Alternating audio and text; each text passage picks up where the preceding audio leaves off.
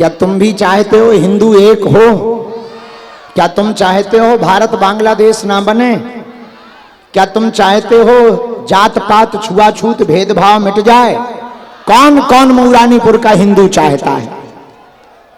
तो हाथ नीचे करो, एक ही दवाई है। पूछो क्या? जात पात की करो विदाई, हम सब हिंदू भाई भाई।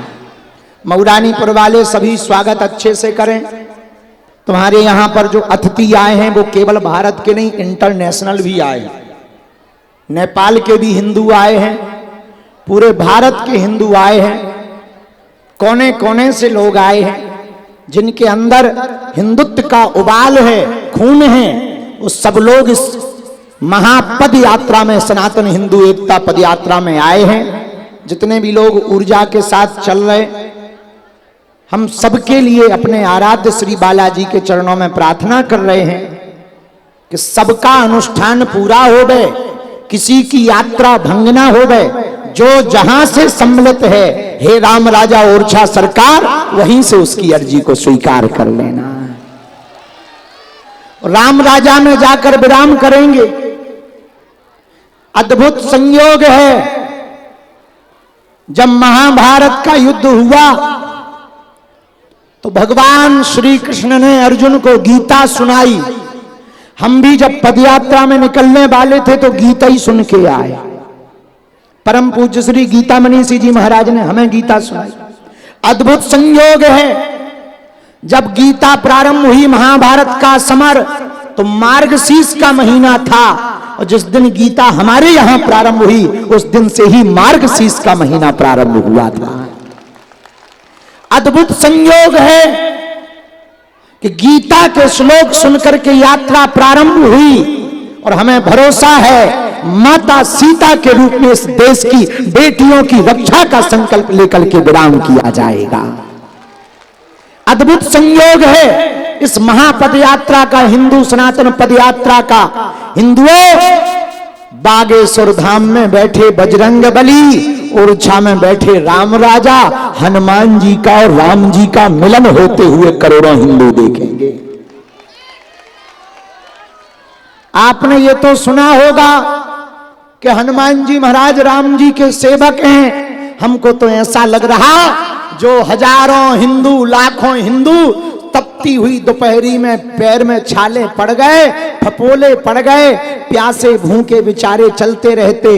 धक्का लगता है, कभी डीजे का धक्का, कभी वीआईपीओ का धक्का, कभी काले काले गुरुबीला के रूप में सिक्योरिटी गार्ड का धक्का, पर सबका धक्का सहकर राम के दरबार में धक्का खाते हुए चले जा रहे हैं।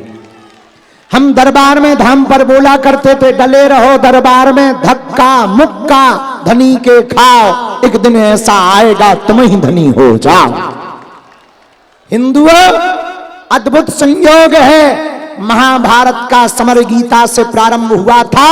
इस भारत का ये सबसे बड़ा महासमर है।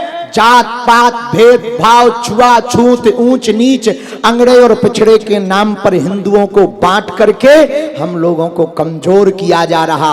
मंदिरों के बाहर बोर्ड टंगे मिलते हैं, जूता चप्पल बाहर उतार कर आइए। हम चाहते हैं मंदिरों के बाहर लिखा मिले, जात पात छोड़ करके अंदर आइए।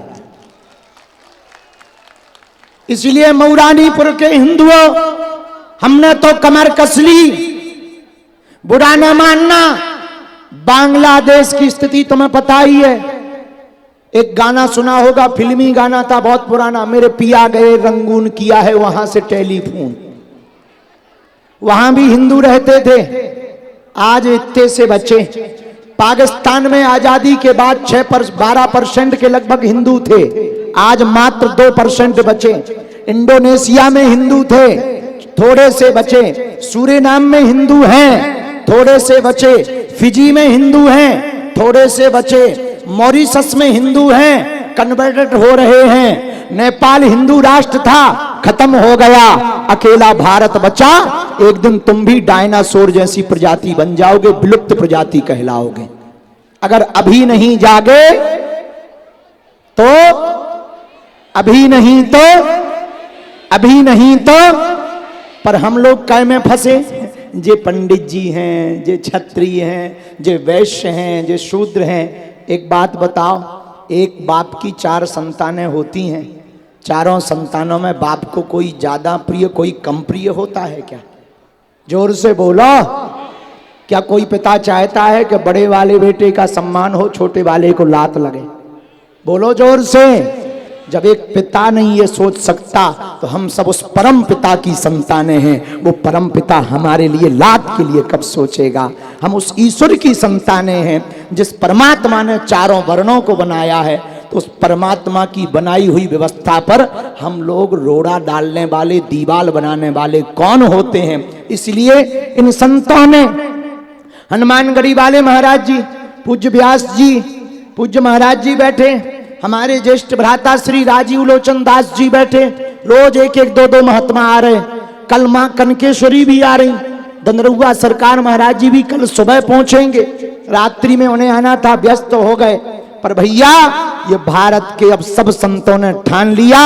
आदि जगत गुरु शंकराचार्य ने भी पद यात्रा की, प्रभु श्री राम ने सबरी के घर बेर खाए, भगवान कृष्ण ने विदुरानी के घर पर भात खाया, और हमारे आचार्य रामानंदाचार्य ने 14वीं शताब्दी में रैदास और कबीरदास को दीक्षा दी। उन्होंने यही कहा, हम सब हिंदू एक हैं। तो अब हम भी यही करके मानेंगे कि जात पात की करो विदाई, हम सब हिंदू भाई, हम सब हिंदू, हम सब हिंदू, हम सब हिंदू। इसलिए हम लोगों को वचन लेकर चलना है। 4 दिन और बचे हैं। कितने दिन?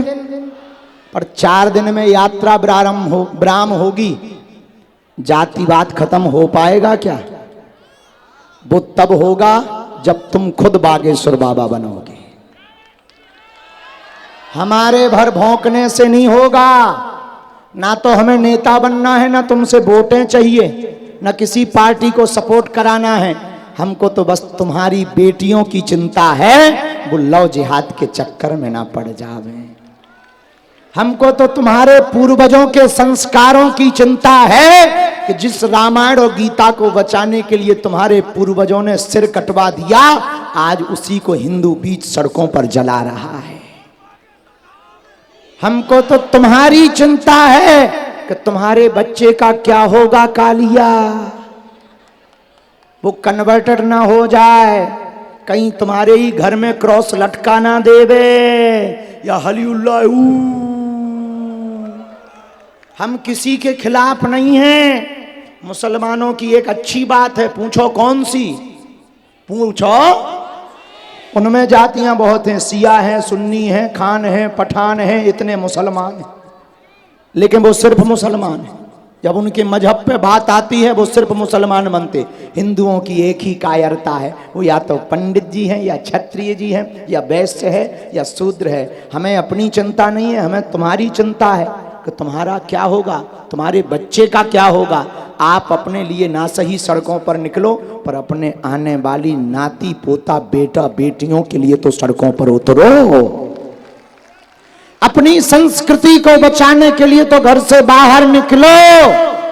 एक दिन तो डायन भी काम नहीं करती है, कभी कभी वो भी छुट्टी मार देती है। लेकिन हम हिंदू इतने व्यस्त हैं कि टाइम ही नहीं है।